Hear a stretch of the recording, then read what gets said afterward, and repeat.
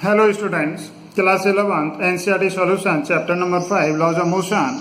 Question number 28. A stream of water flowing with a speed of 15 meter per second pushes out of a tube of cross sectional area 10 to the power minus 2 meter square and hits a vertical wall nearby. What is the force exerted on the wall by the impact of water, assuming that it does not rebound? ये हमारे यहाँ पर एक tube, इसमें water flow होता है और ये वाटर यहाँ पर इस नियर बाई वॉल पर जाकर स्ट्राइक करता है. हमें फाइंड करना है what is the force exerted on the wall by the water, right. Now given that u is equal to 15 metre per second, ये यहाँ पर जो वाटर फ्लो करता है इसकी स्पीड गिवन है 15 metre per second and the area cross section of the tube, ये इसका एरिया क्रॉस सेक्शन होता है. This area cross section of the tube is A is equal to 10 to the power minus 2 meter square. हमें force find करना है. What is the force exerted on the wall? ना पहले हम देखते हैं mass of the water hitting the wall per second.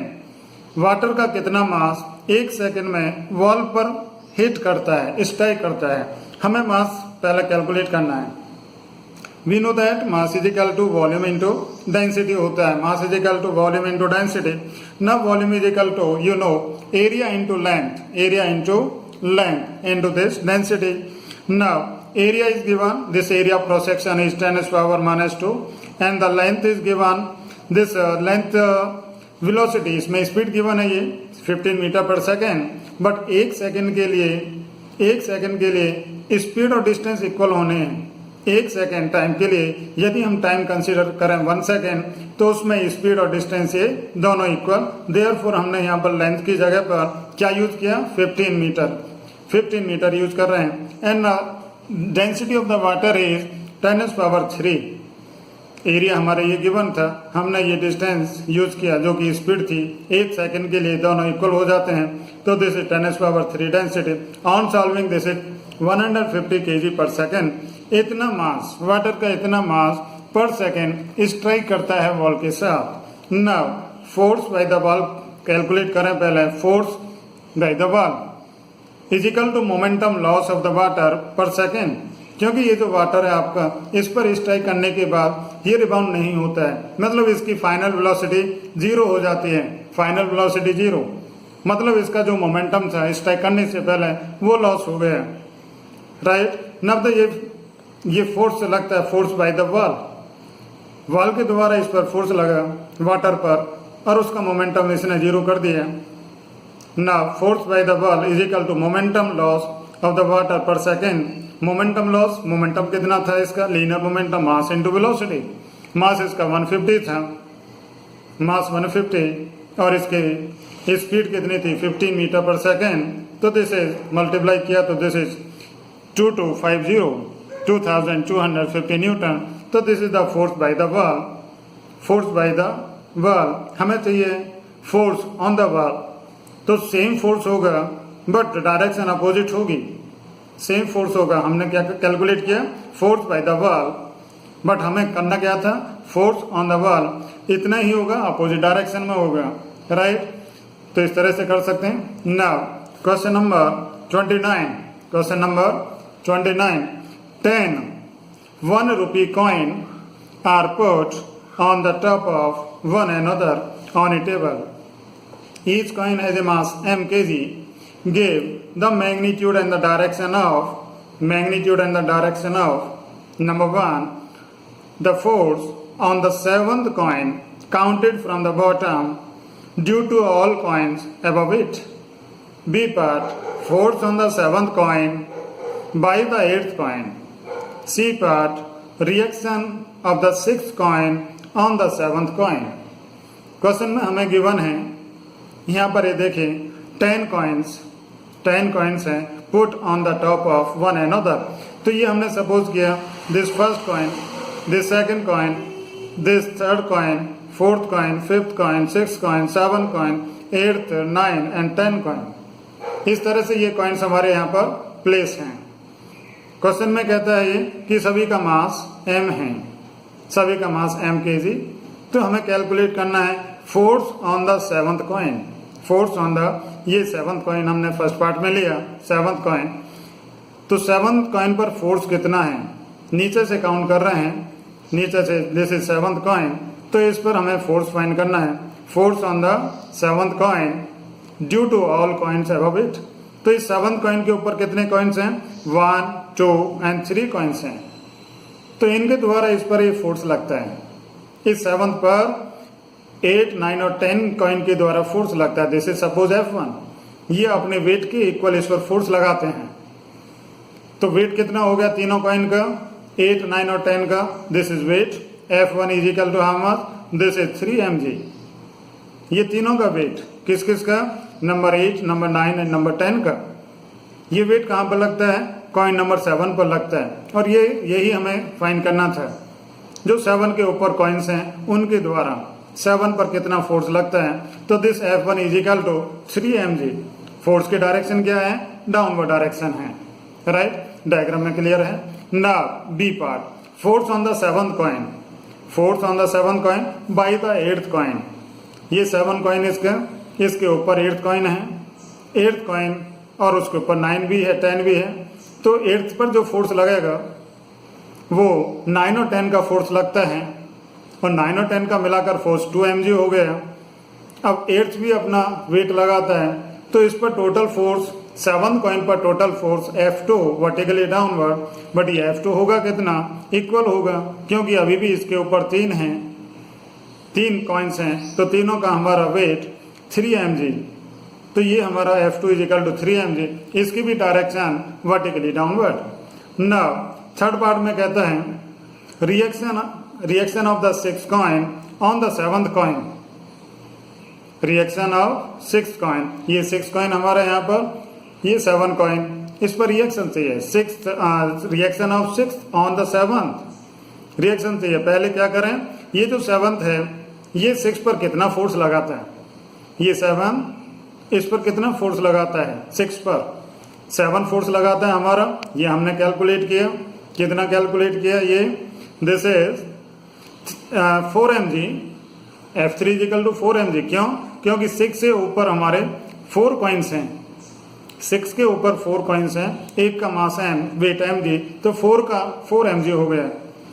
तो इसके द्वारा मतलब 6 के ऊपर जो 4 कॉइन है उनका वेट इस पर लगता है, this is F3 is equal to 4 mg।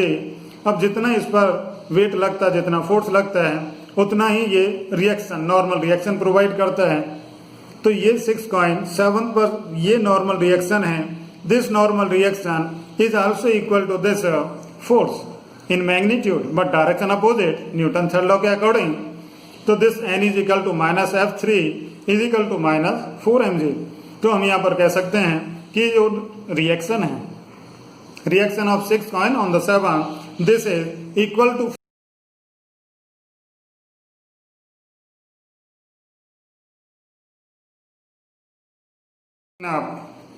question number 30, an aircraft executes a horizontal loop at a speed of 720 km per hour with its wings banged at 15 degree.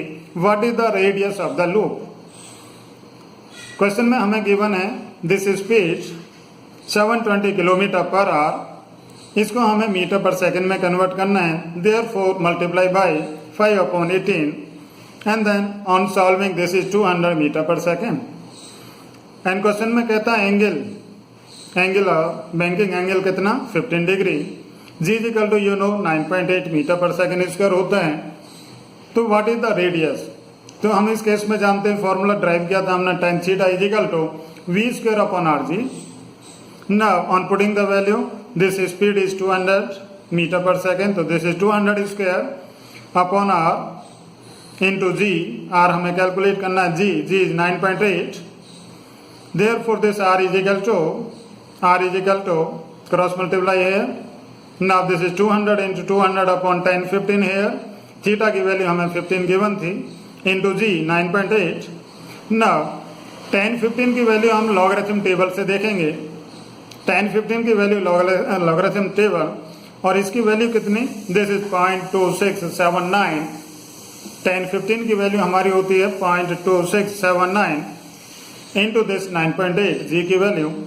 Now इसको solve किया हमने तो this is r is equal to 15232 metre और इसको हम लिख सकते हैं 15.232 किलोमीटर। तो इस तरह से हमने ये रेडियस सर्कुलर पाथ की रेडियस मतलब रेडियस कैलकुलेट की यहाँ पर और ये हमें गिवन था angle banking angle 15 degree speed given थी। इस तरह से कर सकते हैं आप इसको। Now question number 31। Question number 31 is a train rounds on a unbanked circular bend of radius 30 metre at a speed of 54 kilometre per hour. The mass of the train is 10⁻⁶ mass of the train is 10⁻⁶ kg. What provide the centripetal force required for this purpose? हमें बताना है कि इसमें मतलब centripetal force कहाँ से आता है, सेंटीपिटल फोर्स का सोर्स कहाँ से है, क्या है। द इंजन और द रेल्स, इंजन है या रेल्स है। What is the angle of banking required to prevent the wear out the rails. Now हमने ऐसा सपोज किया कि यहाँ पर ये हॉरिजॉन्टल सरफेस, इस हॉरिजॉन्टल सरफेस पर ध्यान से देखें, ये हमारे रेल्स हैं, ये रेल्स हैं जो कि ग्राउंड पर फिक्स होती हैं। ये रेल्स हैं, ये रेल्स, ठीक है। ये व्हील्स हैं, ट्रेन के व्हील्स हैं ये, और ये यहाँ पर फ्लेंजेस होते हैं व्हील्स के साथ, फ्लेंजेस, ये फ्लेंजेस दिखा रहे हैं, ये फ्लेंजेस, और ये दोनों व्हील के बीच में एक्सेल होता है, एक्सेल, और इस एक्सेल पर ये अटैच होता है आपका compartment of the train, right. इस तरह से आप डायग्राम बना सकते हैं। नाउ यदि ये सर्कुलर पाथ पर बैंड होता है, ये ट्रेन बैंड होती है, तो मान लीजिए इस तरह से बैंड होती है सर्कुलर पाथ में, इस तरह से, तो ड्यू टू इनर्शिया मोशन मतलब डायरेक्शन इसकी ये इधर टर्न लेता है, बट ये कोशिश करता है, टेंडेंसी इसकी बाहर की डायरेक्शन में टेंडेंसी रहती है, ठीक है, उसके कारण क्या होता है, यहाँ पर एक फोर्स लगता है, ये फोर्स लगता है जब इसकी टेंडेंसी बाहर की मतलब स्ट्रेट लाइन में ही इसकी सेम डायरेक्शन में मूव करने की कोशिश करता है, टर्न ले रहे हैं बट ये सेम डायरेक्शन में मूव करने की कोशिश करता है, तो इसलिए यहाँ पर एक फोर्स लगता है रेल पर, ये फोर्स लगता है, रेल इनसाइड फोर्स लगता है, और यही जो फोर्स है यही सेंटीपिटल फोर्स प्रोवाइड करता है। इसकी सर्कुलर मोशन के लिए यही फोर्स सेंटीपिटल फोर्स प्रोवाइड करता है। Now the centripetal force is provided by the lateral thrust, इसी को कह रहे हैं lateral thrust, by the rails on the flanges, ये फ्लेंजेस हैं on the flanges of the wheel, and by the third law the train exerts an equal and opposite thrust on the rail। Newton third law के according action और reaction equal हो गए, इसलिए the train exerts an equal and opposite thrust on the rails, जिसके कारण उसमें टूट फूट होती है, वियर एंड टियर होता है। नाउ क्या करना है, एंगल हमें चाहिए, बैंकिंग एंगल चाहिए, राइट। तो tan theta is equal to you know this is v² upon rg होता है, v² upon rg, and theta is equal to आप लिख सकते हैं tan inverse v² upon rg। On putting the values this v is equal to how much, this is 15 kilometre per hour, इसको change करेंगे हम metre per second में, तो 5/18 से मल्टीप्लाई किया तो this is 15 metre per second, and this r is equal to हमें given था यहाँ पर r is equal to 30, this radius, ठीक है ना, this g is equal to 10, or either you can say here 9.8, and on solving the banking angle is how much, this is 37 degree आपका theta की value, theta आ जाता है 37। तो इस तरह से आप कर सकते हैं।